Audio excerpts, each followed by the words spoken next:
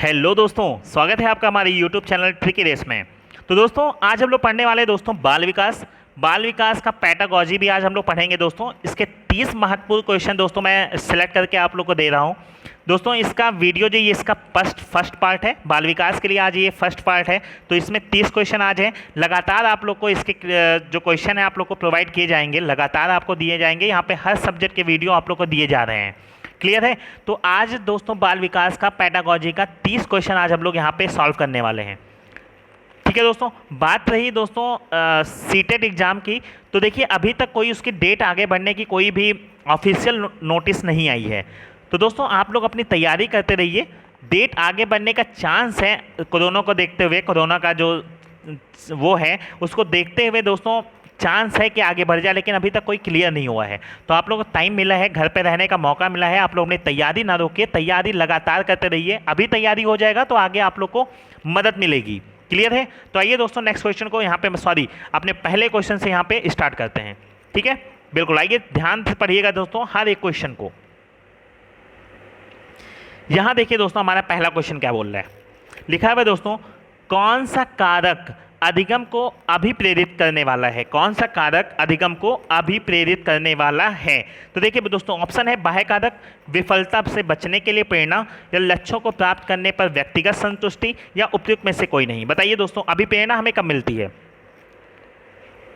अधिगम सीखने में हमें अभिप्रेरणा कब मिलेगी? जब हम किसी काम को सीख रहे हैं तो हमें अभिप्रेरित हम कब होते हैं? देखिए अभिप्रेरित हम कब होंगे?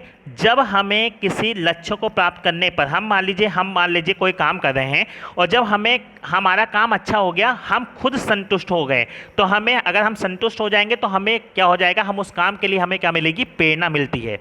ठीक है, तो किसी काम को करने के लिए जब तक हम खुद संतुष्ट नहीं होंगे तब तक हमें प्रेरणा नहीं मिलेगी। तो अगर हम खुद संतुष्ट हो जा रहे हैं तो हमें किसी काम को अधिगम सीखने में हमें क्या मिलती है? प्रेरणा मिलती है। बिल्कुल, तभी हम अभिप्रेरित होंगे। क्लियर है? तो आपका तीसरा नंबर ऑप्शन एकदम सही हो जाएगा।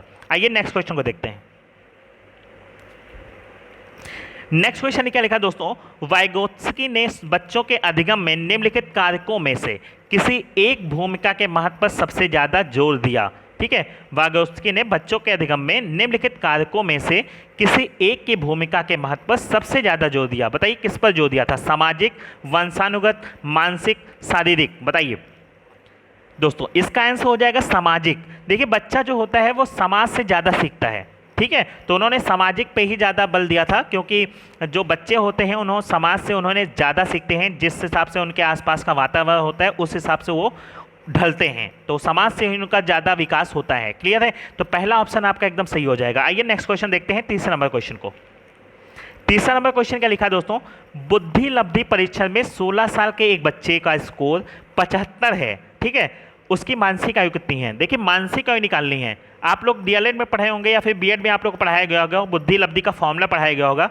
बुद्धि लब्धि का फॉर्मूला क्या होता था दोस्तों? मानसिक आयु बटे वास्तविक आयु गुणे 100, यही होता था। अब देखिए यहाँ पे जो हमारा बुद्धि लब्धि हो जाएगा, बुद्धि लब्धि हमारा क्या हो जाएगा? स्कोर। तो हमारा स्कोर क्या है? 75। ठीक है, और हमारी जो 16 साल के बच्चे, ये हमारी क्या हो जाएगी? ये हमारी क्या हो जाएगी? वास्तविक आयु। हमें निकालना क्या है? मानसिक आयु। तो आप इसको जब हल करेंगे तो क्या हो जाएगा? 75 गुणे 16 बटे 100, और जब इसको काटे पीटेंगे आपका आंसर आएगा 12 वर्ष। ठीक है, तो ये आपका आंसर सही हो जाएगा। बिल्कुल आपका चौथा नंबर ऑप्शन आएगा, आप लोग करके देख लीजिएगा। ठीक है, बिल्कुल। आइए नेक्स्ट क्वेश्चन को देखते हैं। ध्यान से पढ़िएगा दोस्तों, सभी क्वेश्चन को ध्यान से पढ़िएगा। ये देखिए जो चौथा क्वेश्चन है ये आपका पैडागॉजी के आधारित है, तो ध्यान से क्वेश्चन पढ़िएगा और बिल्कुल आप क्लियर करिएगा। ठीक है, निम्नलिखित में से कौन सा विकल्प विद्यालय आधारित मूल्यांकन के आधार पर सही है? समझ में? विद्यालय आधारित मूल्यांकन समझ में आ रहा होगा क्या होता है? स्कूल में एग्जाम होते हैं, मूल्यांकन किया जाता है, तो हमारा इस कथन में क्या सही है? बताइए। राष्ट्रीय मानकों को प्राप्त करने में बाधक है। अगला देखते हैं, सभी विद्यार्थियों को निदान के माध्यम से और अधिक जानने में मदद करता है। ठीक है, तीसरा है शिक्षा बोर्डों की जवाबदेही में काम करता है। उपयुक्त में से कोई नहीं। देखिए शिक्षा बोर्डों की जवाबदेही में काम कर देता है, ये हमारा ऑप्शन सही नहीं होगा। ऑप्शन क्या हमारा सही हो रहा है? सभी विद्यार्थी को निदान मिलता है। अगर जब कोई एग्जाम लिया जाता है तो सभी विद्यार्थियों को निदान के माध्यम से उन्हें और अधिक जानने में क्या होती है? हेल्प होती है, उन्हें और अधिक जानने में मदद मिलती है। ठीक है, जब उनका टेस्ट होता है, उनको नंबर दिए जाते हैं, तो उनको क्या होता है कि उनको ये पता चलता है कि हमें कितना हमने गेन किया है और अभी हमको कितना आगे पाना है या फिर प्राप्त करना है। क्लियर, आपका दूसरा नंबर ऑप्शन एकदम सही हो जाएगा। आइए नेक्स्ट क्वेश्चन, 5वें नंबर क्वेश्चन को देखते हैं। 5वां नंबर क्वेश्चन क्या लिखा है दोस्तों, बच्चे कैसे सीख सकते हैं, निम्नलिखित में से कौन सा विकल्प इस संबंध में सत्य नहीं है। सत्य नहीं है, देखिए क्वेश्चन ध्यान से पढ़िएगा दोस्तों, सत्य नहीं है लिखा है, ठीक है, बिल्कुल।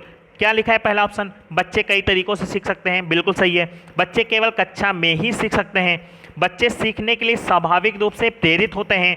बच्चे तब सीखते हैं जब वे संज्ञानात्मक रूप से तैयार होते हैं। देखिए इसमें जो इसका आंसर होगा दोस्तों, इसका आंसर ये होगा, बच्चे केवल कक्षा में सीख सकते हैं। क्या बच्चे केवल कक्षा में सीख सकते हैं?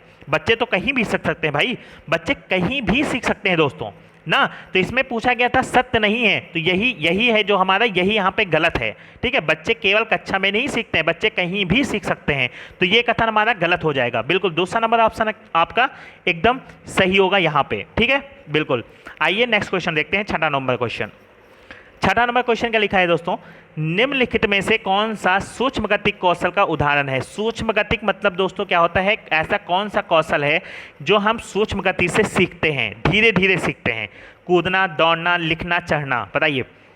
यहाँ पे दोस्तों क्या हो जाएगा, लिखना, ठीक है, लिखना होगा जो हम सूक्ष्म गति से सीखते हैं। देखिए बच्चे क्या होते हैं, पहले क्या होते हैं, जब उनको सिखाया जाता है तो पहले वो लाइन खींचते हैं, फिर वो ऊपर डंडा खींचना सीखते हैं, फिर उसके बाद गोला बनाते हैं, उसके बाद एक वर्ण लिखते हैं, फिर शब्द लिखते हैं, फिर उसके बाद क्या लिखते हैं, वाक्य लिखना स्टार्ट करते हैं। तो इसी को वो क्या करते हैं, धीरे धीरे सीखते हैं। लेकिन अगर हम बोलें कूदना, दौड़ना, चढ़ना, तो ये सारी चीज़ें क्या होती हैं, उन्हें पूरा तुरंत सीखना पड़ेगा, ठीक है। कूदेंगे तो वो पूरा कूदेंगे, दौड़ेंगे भी तो वो दौड़ेंगे तो पूरा सीख चुके होंगे तभी दौड़ेंगे। क्लियर है ना। तो ये लिखना ही एक ऐसी जो क्रिया है जो हम धीमे धीमे बच्चे सीखते हैं। तो आपका दूसरा नंबर ऑप्शन क्या हो जाएगा, सही हो जाएगा, बिल्कुल। आइए नेक्स्ट क्वेश्चन, 7वें नंबर क्वेश्चन को देखते हैं। देखिए दोस्तों, वीडियो पसंद आ रहा, वीडियो को लाइक करिए। वीडियो काफ़ी लंबा हो सकता है क्योंकि यहाँ पे सारे क्वेश्चन आप लोग को समझाना पड़ेगा, ठीक है। तो क्वेश्चन को समझना है तो वीडियो लंबा हो सकता है, तो वीडियो को अंत तक देखिएगा दोस्तों, बहुत अच्छे क्वेश्चन है यहाँ पे, ठीक है। 7वां नंबर क्वेश्चन देखते हैं, किसने सबसे पहले बुद्धि परीक्षण का निर्माण किया। सबसे पहले बुद्धि परीक्षण का निर्माण किसने किया था, बताइए। डेविस वेल्सल, चार्ल्स डार्विन, या फिर रॉबर्ट स्टैनबर्ग, या अल्फ्रेड बिने। देखिए दोस्तों, इसका आंसर हो जाएगा अल्फ्रेड बिने ने। अल्फ्रेड बिने ने देखिए सबसे पहले बुद्धि परीक्षण का निर्माण किया था 1905 में किया था। कब किया था दोस्तों, 1905 में। साइमन इनके सहयोगी थे, साइमन की मदद के द्वारा इन्होंने 1905 में बुद्धि परीक्षण का निर्माण किया। चौथा नंबर ऑप्शन एकदम सही हो जाएगा। ये नेक्स्ट क्वेश्चन को देखते हैं, 8वें नंबर को। देखिए दोस्तों, ये क्वेश्चन ध्यान से पढ़िएगा, ये पेडागोजी का क्वेश्चन है, ध्यान से पढ़िएगा, आंसर तब आज आपका बिल्कुल क्लियर करेंगे आप। एक विकलांग बच्चा, ठीक है, क्या लिखा है, एक विकलांग बच्चा है, पहली बार विद्यालय आता है। एक शिक्षक का निम्नलिखित में से क्या करना चाहिए। एक जो शिक्षक होगा उसको क्या करेगा। मान लीजिए आप शिक्षक हैं, ठीक है, आपके क्लास में एक विकलांग बच्चा आ रहा है, तो आप क्या करेंगे। ऑप्शन पढ़ते हैं, उसकी विकलांगता के अनुसार उसे एक विशेष स्कूल में भेजेंगे, ठीक है। अन्य छात्रों से दूर रखेंगे, नहीं यार ये तो बिल्कुल गलत है। सबसे पहले एक प्रवेश परीक्षा का संचालन करना चाहिए। आगे देखते हैं, सहयोगी योजना विकसित करने के लिए बच्चे के अभिभावकों के साथ चर्चा करनी चाहिए। देखिए बिल्कुल सही, यही एकदम आंसर हमारा सही हो जाएगा। अगर हमारे ऐसे कोई कंडीशन होगा तो हम क्या करेंगे, सबसे पहले उसके अभिभावकों से मिलकर चर्चा करेंगे उस बच्चे के लिए कैसे उसको पढ़ाना है, ठीक है, उसके विकास के लिए कैसे क्या करना है, हम पहले उसके अभिभावक से चर्चा करेंगे। क्लियर है ना। बाकी हम अन्य छात्र से दूर रखेंगे, बिल्कुल गलत है, ना ही हम उसे विशेष स्कूल में भेजेंगे, ठीक है। तो ये आपका चौथा नंबर ऑप्शन एकदम सही हो जाएगा। क्लियर है। आइए नेक्स्ट क्वेश्चन को देखते हैं। यहां देखिए 9वां नंबर दिखाया है, दो शिक्षार्थी भाषा सीख रहे हैं। देखिए दो शिक्षार्थी हैं जो भाषा सीख रहे हैं। एक शिक्षार्थी है जो अपनी मातृभाषा सीख रहा है, दूसरा शिक्षार्थी उसी भाषा को दूसरी भाषा के रूप में सीखता है। उसी भाषा को वह क्या कर रहा है, दूसरी रूप में सीख रहा है। तो दोनों किस प्रकार की गलतियां समान रूप से कर सकते हैं, बताइए। अति सामान्यकरण, विकासात्मक, या सरलीकरण, बताइए। देखिए यहाँ पे होगा विकासात्मक। कैसे होगा समझिएगा। देखिए अगर दो बच्चे हैं, मान लीजिए एक बच्चा है जो वो अपनी मातृभाषा मैं सीख रहा हूँ, मैं हिंदी सीख रहा हूँ। एक दूसरा बच्चा है वो क्या कर रहा है, उसी भाषा को बांग्ला के रूप में सीख रहा है, ठीक है। तो देखिए दो बच्चे होंगे तो उन दोनों के लिए बच्चे जो होंगे वो भाषा उनके लिए दोनों अलग होंगी, ठीक है। तो वो दोनों बच्चे चाहेंगे कि हम अपनी अपनी भाषा में क्या करें, अपने आप को विकास करें, अपना विकास करें। दोनों भाषा का वो विकास करना चाहेंगे, अपनी अपनी भाषा का, ठीक है। तो एक ऐसा यही काम होगा जो विकासात्मक जो गलतियां होंगी वो दोनों समान रूप से कर सकते हैं। लेकिन जो सामान्यकरण होता है सरलीकरण का यहाँ पे कोई संबंध नहीं है। ठीक है, समझ में आया? तो इसका आपका दूसरा नंबर ऑप्शन एकदम क्या हो जाएगा, सही हो जाएगा। आइए नेक्स्ट क्वेश्चन, आप 10वें नंबर क्वेश्चन को देखते हैं। निम्नलिखित विकल्पों में से कौन सा विकल्प एक बच्चे की सामाजिक मनोवैज्ञानिक आवश्यकताओं से संबंधित नहीं है?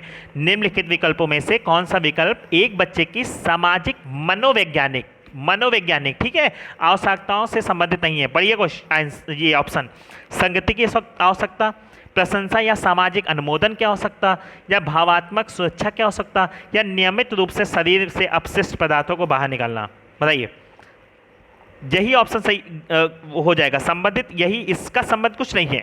ठीक है, सामाजिक मनोवैज्ञानिक आवश्यकताओं का इससे कोई संबंध नहीं है बच्चे के लिए। क्या नियमित रूप से अपशिष्ट पदार्थों को बाहर निकालना, ठीक है, इसका कोई मतलब समझ में आ रहा है? बिल्कुल नहीं आ रहा है। ये चौथा नंबर है, ऑप्शन क्या हो जाएगा, गलत हो जाएगा बिल्कुल। आइए नेक्स्ट क्वेश्चन को देखते हैं। 11वां नंबर क्या लिखा है? छात्रों में रुचि उत्पन्न करने की कला है। छात्रों में रुचि उत्पन्न करने की कला है। देखिए, छात्रों में कब रुचि आएगी, किस वजह से रुचि आ सकती है? देखिए, शिक्षण, सहानुभूति, प्रेरणा या समदृष्टि। देखिए, अभी मैंने पढ़ा था। देखिए, जब छात्रों को प्रेरणा दी जाएगी, मान लीजिए आपके फादर ने किसी काम के लिए प्रेरणा दी, तो आपको क्या हो जाएगा, उस काम में रुचि उत्पन्न होगी। मान लीजिए हम एक एग्जांपल लेते हैं।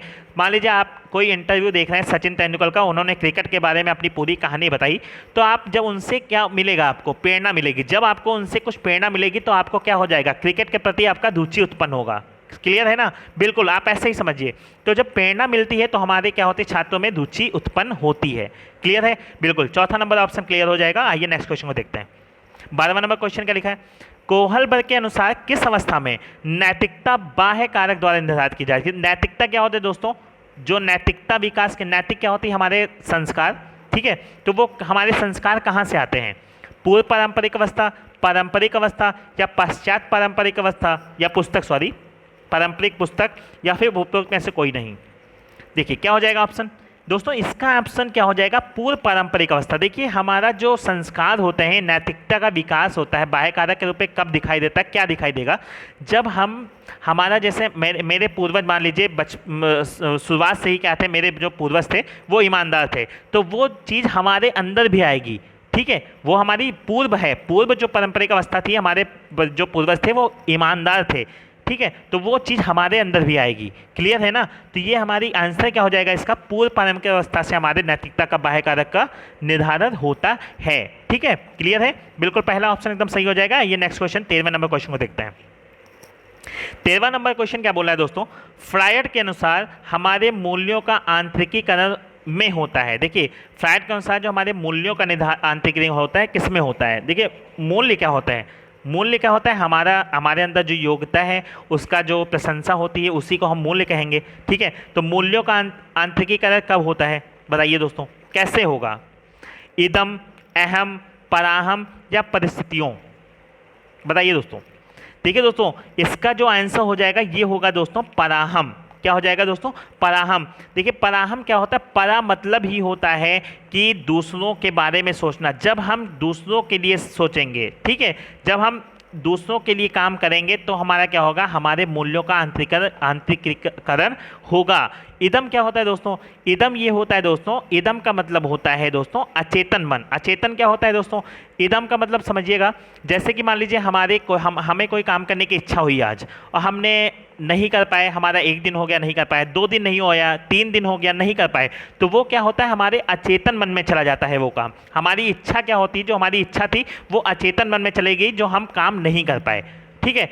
अहम क्या होता है दोस्तों? अहम का मतलब ही होता है ईगो। ठीक है, और कुछ व्यक्ति ऐसे होते हैं, ठीक है, ये इदम क्या होते हैं, कुछ व्यक्ति होते हैं जो काम करने की इच्छा रखते हैं लेकिन नहीं कर पाते हैं। और अहम में क्या होता है, कुछ व्यक्ति ऐसे होते हैं जो ईगो के वजह से क्या होता है कि उनको काम करने, जैसे अभी हुआ कि उन्होंने कुछ देखा और उन्होंने तुरंत उस काम को कर दिया, तो वो क्या होता है दोस्तों, हमारा अहम। वो क्या कहलाता है? अहम। तो हमारे इन दोनों से क्या होता है, हमारे मूल्यों का आंतरिकीकरण नहीं होगा। हमारा काम कब होगा? पराहम। जब हम दूसरों के लिए काम करेंगे, दूसरों के बारे में सोचेंगे, अपने बारे में ना सोचकर हम दूसरों के बारे में जब सोचते हैं, तब हमारे मूल्यों का आंतरिकीकरण होता है। तो पराहम इसका ऑप्शन एकदम राइट हो जाएगा। ये नेक्स्ट क्वेश्चन 14वें नंबर क्वेश्चन को देखते हैं। ठीक है, लिखा हुआ है दोस्तों, अंतर्दृष्टि द्वारा सीखने के सिद्धांत में कोहलर ने प्रयोग किया। क्या लिखा है दोस्तों, अंतर्दृष्टि द्वारा सीखने के सिद्धांत में कोहलर ने प्रयोग किया था। किस पर प्रयोग किया था दोस्तों, अंतर्दृष्टि द्वारा सीखने के लिए। ये किया था दोस्तों वनमानुष पर। किस पे किया गया था दोस्तों, वनमानुष पे किया गया था दोस्तों। ये था दोस्तों इस जो वनमानुष था इसका नाम था इसमें सुल्तान, इसका नाम था सुल्तान, जिन्होंने जो अंतर्दृष्टि को दोस्तों हम सूझ का सिद्धांत भी कहते हैं, ठीक है, इसको क्या कहते हैं, सूझ और अंतर्दृष्टि का सिद्धांत भी कहा जाता है। क्लियर है। तो जो ये था ये उन्होंने वनमानुषों पर किया था। तो देखिएगा आपका दूसरा नंबर ऑप्शन एकदम सही हो जाएगा। ठीक है, अब हम चलते हैं अपने 15वें नंबर क्वेश्चन पे दोस्तों। तो आइए 15वां क्वेश्चन पे थे ना हम लोग। हाँ, 15वां क्वेश्चन दोस्तों यहाँ पे क्लियर है, बिल्कुल। तो 15वां क्वेश्चन दोस्तों हमारा क्या बोल रहा है, लिखा है दोस्तों, मनोविज्ञान का शिक्षा के क्षेत्र में सबसे बड़ा योगदान है। मनोविज्ञान का शिक्षा के क्षेत्र में सबसे बड़ा योगदान है विषय केंद्रित शिक्षा, शिक्षक केंद्रित शिक्षा, क्रिया केंद्रित शिक्षा या फिर बाल केंद्रित शिक्षा। बताइए दोस्तों क्या आंसर हो जाएगा। दोस्तों इसका आंसर हो जाएगा बाल केंद्रित शिक्षा। क्या हो जाएगा दोस्तों, बाल केंद्रित शिक्षा। क्योंकि क्या होता है आजकल की जो पढ़ाई है वो क्या है, बाल केंद्रित शिक्षा है, बाल केंद्रित शिक्षा है। ठीक है, तो इसका ऑप्शन क्या हो जाएगा, चौथा नंबर हो जाएगा, ऑप्शन एकदम सही हो जाएगा। क्लियर है दोस्तों। आइए दोस्तों नेक्स्ट क्वेश्चन को देखते हैं। ये था हमारा दोस्तों 16 क्वेश्चन। लिखा हुआ दोस्तों, किस विधि का उपयोग स्मृति के मापन के लिए नहीं किया जाता है। देखिए स्मृति मतलब होता है जो हम याद करते हैं, स्मृति मतलब होता है याद करना। तो इसमें लिखा है कि मापन के लिए नहीं किया जाता है स्मृति का प्रयोग। प्रत्याहन विधि, तार्किक विधि, पहचान विधि, पुनः सीखना विधि।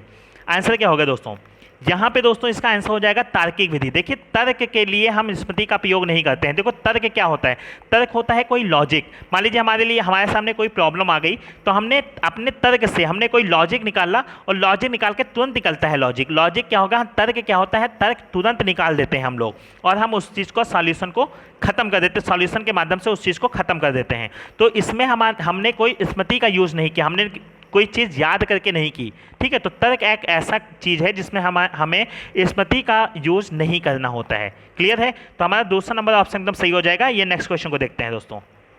7वां नंबर क्वेश्चन क्या बोल रहा है दोस्तों, ध्यान को केंद्रित करने की आंतरिक दशा है। ध्यान को केंद्रित करने के लिए हम ध्यान कब केंद्रित कर पाएंगे, अवधि, नवीनता, रुचि या आकार। बिल्कुल दोस्तों इसका आंसर हो जाएगा रुचि। क्लियर है। क्यों हो जाएगा, देखिए रुचि जब होगी तभी हमारा किसी काम में ध्यान केंद्र होगा। क्लियर है, बिल्कुल। जब हमारा किसी चीज़ में रुचि होती है तभी हम क्या होते हैं, किसी काम में हमारा ध्यान केंद्र होता है। क्लियर है। तीसरा नंबर ऑप्शन आपका एकदम सही हो जाएगा। आइए दोस्तों नेक्स्ट क्वेश्चन को देखते हैं, 18वें नंबर क्वेश्चन को। हाँ, 18वां नंबर क्वेश्चन क्या लिखा है दोस्तों, अधिगम में प्रभाव का नियम दिया गया था। जो अधिगम में प्रभाव का नियम किसने दिया था, पावलोव, वाटसन, स्किनर या थॉर्नडाइक। देखिए अधिगम का जो प्रभाव का नियम था वो दिया था थॉर्नडाइक ने। किसने दिया था, थॉर्नडाइक ने दिया था दोस्तों। इसे हम जो इस नियम को, प्रभाव के नियम को हम लोग संतोष तथा असंतोष का नियम भी कहते हैं। क्लियर। देखिए जो थॉर्नडाइक थे वो उन्होंने 3 नियम दिए थे। कौन कौन से, तत्परता का नियम, अभ्यास का नियम और प्रभाव का नियम। ठीक है, पढ़ाया गया था। ये क्या था, तत्परता का नियम, अभ्यास का नियम और प्रभाव का नियम। तो इसका जो ऑप्शन हो जाएगा, प्रभाव का नियम किसने दिया, थॉर्नडाइक ने। चौथा नंबर ऑप्शन आपका एकदम सही हो जाएगा। क्लियर है। आइए दोस्तों नेक्स्ट क्वेश्चन पे चलते हैं। अब था हमारा 19वां नंबर क्वेश्चन दोस्तों। 19वें नंबर क्वेश्चन पे देखेंगे। क्लियर है, बिल्कुल। देखिए किस व्यवहारवादी ने कहा है, किस व्यवहारवादी ने कहा है, मुझे नवजात शिशु दे दो, मैं उसे डॉक्टर, वकील, चोर जो चाहूँ बना सकता हूँ। ये किसने कहा था, न्यूमैन, फ्रीमैन, वॉटसन या फिर होलजिगर। ये बहुत ही इंपॉर्टेंट क्वेश्चन है। बताइए दोस्तों, ये कहा था दोस्तों वॉटसन ने। किसने कहा था दोस्तों, वॉटसन ने कहा था। क्लियर है दोस्तों, बिल्कुल। बहुत ही इंपॉर्टेंट क्वेश्चन दोस्तों। ये जो कहा गया था ये कहा था हमारे वॉटसन ने कहा था। ठीक है, बिल्कुल। तो 19वें नंबर का जो ऑप्शन हो जाएगा वो हो जाएगा आपका तीसरा नंबर ऑप्शन। क्लियर है। आइए नेक्स्ट क्वेश्चन को देखते हैं। यहां देखिएगा 20वां नंबर क्वेश्चन।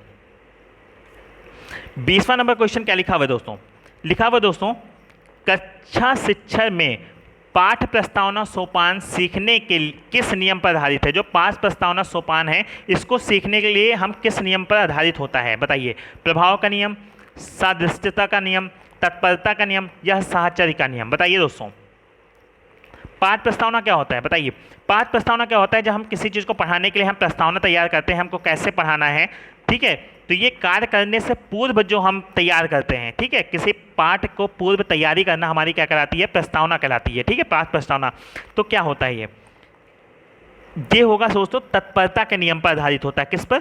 तत्परता के नियम पर आधारित। क्योंकि क्यों होता है, देखिए जब हम किसी काम के लिए तत्पर तभी होंगे जब हमें किसी चीज़ को पढ़ाना है, तो हम उस चीज़ को उससे पहले क्या हो जाएंगे, तत्पर रहेंगे उस काम को करने के लिए, प्रस्तावना तैयार करेंगे। क्लियर है? तो ये तत्परता के नियम पर आधारित होता है। क्लियर? बिल्कुल। आइए नेक्स्ट क्वेश्चन को देखते हैं, 21वें नंबर क्वेश्चन को। 21वां नंबर क्या बोला है दोस्तों?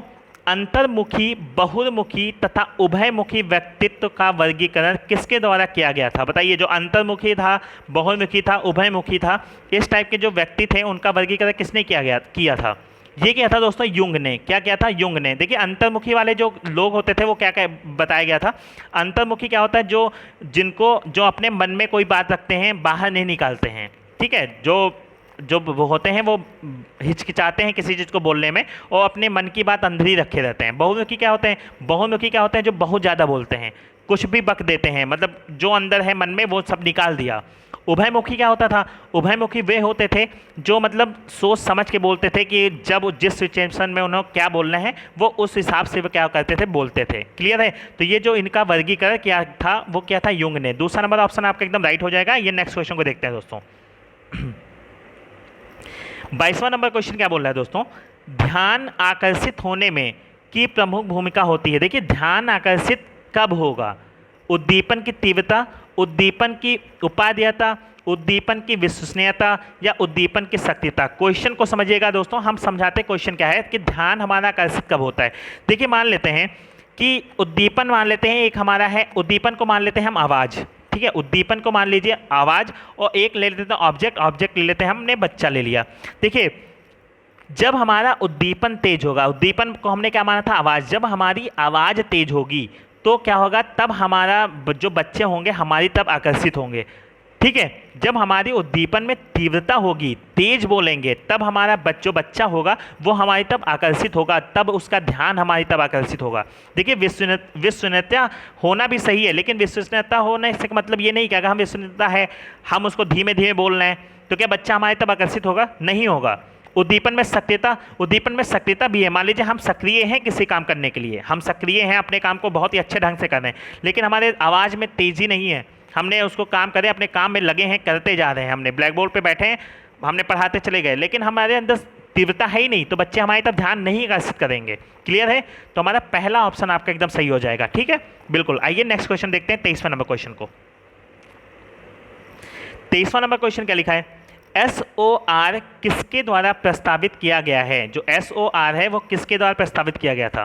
देखिए SOR का मतलब ही होता है, ठीक है, उद्दीपक प्राणी अनुक्रिया, ठीक है, स्टिमुलस ऑब्जेक्ट रिस्पॉन्स। क्लियर है? वॉटसन, कोफ्का, कोहलर या गेस्टाल्ट वाडी मनोवैज्ञानिक, किसके द्वारा किया गया था दोस्तों? ये किया गया था दोस्तों वॉटसन के द्वारा। देखिए SOR का ही मतलब वही होता है। उद्दीपक क्या होता है? उद्दीपक को मैंने आवाज़ किया, जब हमारी आवाज़ जब तेज होगी तो ऑब्जेक्ट मतलब प्राणी, तब हमारे प्राणी उसे सुनेगा या फिर बच्चा उसे सुनेगा। रिस्पॉन्स तब हमारा जब माने हमारी किसी बात में तेज़ी है, तो जब हमने किसी चीज़ को बोला तो बच्चे को सुनाई दिया, बच्चे ने उस पर क्या किया, उसके बाद जब उसको सुनाई देगा तो उस पर क्या करेगा? रिएक्ट करेगा, अनुक्रिया करेगा, ठीक है। तो ये जो था, ये मैंने इससे पहले जो समझाया था उसी चीज़ पर आधारित है, तो इसको दिया था वॉटसन ने, ठीक है। आइए नेक्स्ट क्वेश्चन 24वें नंबर क्वेश्चन को देखते हैं। 24वां नंबर क्वेश्चन क्या लिखा दोस्तों? अवसाधन के आंतरिक अथवा व्यक्तिनिष्ठ निर्धारक हैं। अवसाधन के आंतरिक अथवा व्यक्तिनिष्ठ निर्धारक हैं। रुचि, लक्ष्य, अभिवृत्ति, उद्दीपक, वस्तु प्रोत्साहन, प्रकाश, ध्वनि, गंधचंद या पुरस्कार, धन प्रोत्साहन। बताइए दोस्तों इसका आंसर हो जाएगा दोस्तों रुचि, लक्ष्य, अभिवृत्ति। क्लियर है? बिल्कुल, पहला नंबर ऑप्शन एकदम सही हो जाएगा। आइए नेक्स्ट क्वेश्चन को देखते हैं। नेक्स्ट क्वेश्चन क्या लिखा है दोस्तों? प्रेक्षात्मक अधिगम संप्रत्यय किसके द्वारा दिया गया था? जो प्रेक्षात्मक अधिगम संप्रत्यय है वो किसके द्वारा दिया गया था? टोलमैन, ये बंडूरा है दोस्तों, ये जो मानता लगी ये नहीं लगेगा, ठीक है। बंडूरा, थॉर्नडाइक, कोहलर, तो ये दिया गया था दोस्तों बंडूरा के द्वारा ही। किसके द्वारा दिया गया था दोस्तों? बंडूरा के द्वारा। क्लियर है? बिल्कुल। आइए नेक्स्ट क्वेश्चन को देखते हैं। वह अवस्था जो कि माता के 21वें गुणसूत्र जोड़े के अलग हो पाने के कारण होती है क्या कहलाती है? जो कौन सी अवस्था होती है जब माता के 21वें गुणसूत्र जो होते हैं उसका जोड़ा जब अलग हो जाता है, उससे क्या होता है? उससे डाउन सिंड्रोम होता है। क्या हो सकता है दोस्तों? Down syndrome. अब डाउन सिंड्रोम क्या होता है? ठीक है, डाउन सिंड्रोम क्या होता है कि जब ये 21वें गुणसूत्र का विकास नहीं होता, इससे क्या होता है, जो बच्चे होते हैं उनके में जो विकास होता है उनका बच्चे का, वो और उनके बौद्धिक विकास जो होता है वो काफ़ी देर से होता है। ठीक है, बिल्कुल। तो डाउन सिंड्रोम पहला ऑप्शन आपका एकदम सही हो जाएगा। ये नेक्स्ट क्वेश्चन को देखते हैं। 27वें नंबर क्वेश्चन पे चलते हैं दोस्तों। 27वां नंबर क्वेश्चन क्या बोल रहा है? कौन सा सिद्धांत वृद्धि और विकास के सिद्धांतों से संबंधित नहीं है? कौन सा सिद्धांत वृद्धि और विकास के सिद्धांतों से संबंधित नहीं है? बताइए। निरंतरता का सिद्धांत, वर्गीकरण का सिद्धांत, समन्वय का सिद्धांत या व्यक्तिकता का सिद्धांत? बताइए दोस्तों क्या है इसका ऑप्शन? दोस्तों हो जाएगा वर्गीकरण का सिद्धांत। क्या हो जाएगा दोस्तों? वर्गीकरण का सिद्धांत। दूसरा नंबर ऑप्शन एकदम सही हो जाएगा। आइए नेक्स्ट क्वेश्चन को देखते हैं। 28वां नंबर क्या लिखा है दोस्तों? यह आवश्यक नहीं है कि उच्च बुद्धि लब्धि वाले बच्चे में भी उच्च होंगे। यह आवश्यक नहीं है कि उच्च बुद्धि लब्धि वाले बच्चे में भी उच्च होंगे। सृजनशीलता, अध्ययन, विश्लेषण करने या अच्छे अंक प्राप्त करने? बताइए दोस्तों क्या हो जाएगा? दोस्तों इसका आंसर हो जाएगा सृजनशीलता। देखिए समझिएगा, देखिए जरूरी नहीं है कि जो बच्चा उच्च बुद्धि लब्धि का है उसके अंदर कोई काम सृजनशीलता भी है, कोई क्रिएटिव करने का भी है। ठीक है, बहुत बच्चे ऐसे होते हैं जो बहुत पढ़ने में तेज होते हैं लेकिन उनके अंदर कुछ अलग करने का, कुछ क्रिएटिव करने का वो नहीं होता है। ठीक है, लेकिन कुछ ऐसे बच्चे भी होते हैं वो जो पढ़ने में तेज नहीं होते हैं लेकिन उनके अंदर कुछ करने का, कुछ अलग करने का क्या होता है, सृजन करने का कुछ होता है। जैसे कि हमने एक एग्जाम्पल लेते हैं, जैसे सचिन तेंदुलकर। ठीक है, पढ़ाई उन्होंने नहीं किया था, हाई स्कूल के बाद उन्होंने छोड़ दिया था, लेकिन उनके अंदर क्या था, एक सृजन, एक क्रिएटिव करने का था, काम करने का। ठीक है, तो वो क्या था?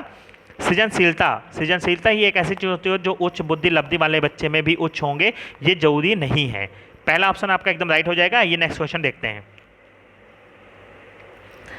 विकास की किस अवस्था में बुद्धि का अधिकतम विकास होता है? विकास की किस अवस्था में बुद्धि का अधिकतम विकास होता है? बाल्यावस्था, शैशवावस्था, किशोरावस्था, प्रौढ़ावस्था? ऑप्शन हो जाएगा दोस्तों आंसर किशोरावस्था। देखिए किशोरावस्था जो होती है उस एज में क्या होता है, हमारे बुद्धि का बहुत ज़्यादा विकास होता है। थर्ड नंबर ऑप्शन एकदम सही हो जाएगा। आइए दोस्तों नेक्स्ट क्वेश्चन पे चलते हैं। ये लास्ट हमारा क्वेश्चन है। शिशु का अधिकांश व्यवहार आधारित होता है। शिशु का जो अधिकांश व्यवहार होता है वो किस पर आधारित होता है? मूल प्रवृत्ति पर, नैतिकता पर, वास्तविकता पर या फिर ध्यान पर? तो ये आंसर हो जाएगा दोस्तों मूल प्रवृत्ति पर। कैसे? जो देखिए जो उन्हें माँ से मिलता है या फिर जो उन्हें माँ बाप से मिलता है, जो उन्हें जन्मजात मिलता है। ठीक है, तो मूल प्रवृत्ति क्या होता है, वह जन्मजात होता है। उसी तरह से उसका क्या होता है, शिशु का व्यवहार होता है। यहाँ शिशु की बात की गई है, तो शिशु जो सीखता है वो अपने पेरेंट्स से ही सीखता है। ठीक है, तो आपका पहला नंबर ऑप्शन एकदम सही हो जाएगा। दोस्तों आज के लिए इतना ही। आई होप आप लोग को वीडियो पसंद आया होगा। दोस्तों वीडियो अगर पसंद आया तो वीडियो को लाइक करिएगा, चैनल को सब्सक्राइब कर लीजिए, साथ में बेल आइकन जो दबाइए, जैसे कि आप लोग को सभी वीडियो जो आप लोग को उसका नोटिफिकेशन आप लोग को डेली मिलता रहे। दोस्तों आज के लिए इतना ही, धन्यवाद।